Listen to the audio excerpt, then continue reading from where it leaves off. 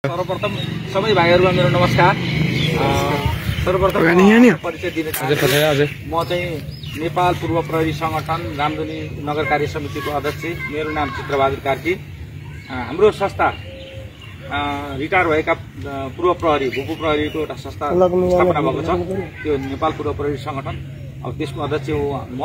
र हामीले चाहिँ हाम्रो संगठनले चाहिँ के गरिरहेको छ भने पहिला पनि हामीले जागिरमा हुँदा एउटा सामाजिक क्षेत्रमा काम गरेको हैन, जनताको सेवा गरेको मान्छे। हामी अब रिटायर भएर आइसकेपछि पनि सामाजिक क्षेत्रमा केही गर्नुपर्छ भन्ने उद्देश्यका साथ हामीसँग चाहिँ आर्थिक स्रोतहरू नभए पनि दाता मार्फत कुनै स्रोतबाट जुटाएर चाहिँ समाजमा केही गरौँ भन्ने उद्देश्यका साथ हामी अगाडि बढिरहेका छौँ।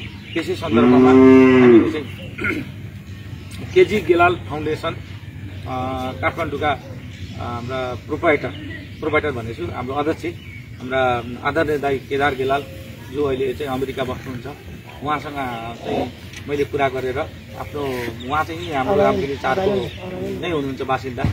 उहाँलाई आफ्नो गाउँ नगरपालिकामा केही गर्नु नि भाइ, हामी गर्छौँ कार्यक्रम, तपाईँले चाहिँ सहयोग गर्नु भन्ने चाहिँ उहाँले फर्स्ट पेजमा चाहिँ यो बल सबै वार्डका टोलमा युवाहरूलाई स्वस्थ रहन् भन्ने उद्देश्यले, बल खेलुन् भन्ने उद्देश्यले एक एउटा बल चाहिँ म दिन्छु सबै टोलहरूमा वितरण गरिदिनु भनेर हामीलाई भनेअनुसार हामीले बल वितरण गर्दैछौँ अहिले सबै वार्डमा। यसै क्रममा मैले यहाँ अहिले डुम्राको तपाईँहरूको वितरण गर्न आइरहेको छु।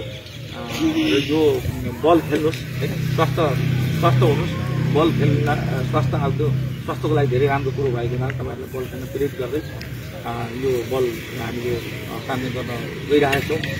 र यो बल जुन अहिले अमेरिकामा बस्नुभएको छ, बल हामीलाई सहयोग गर्नुपर्छ। आगामी दिनमा फुटबल खेल्नलाई चाहिने त्यो जर्सीहरू के भन्छ गेम ड्रेस पनि उहाँले पठाइदिँदै हुनुहुन्छ।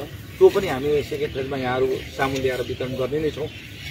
र यो जुन बल प्रदान गर्ने हाम्रा दाइ आदरणीय केदार गेलाल अमेरिका हुनुहुन्छ, उहाँलाई धन्यवाद र स्वागत गर्दै हामी सबैले यहीबाट तालीले पड्काएर उहाँलाई चाहिँ स्वागतको धन्यवाद दिनु।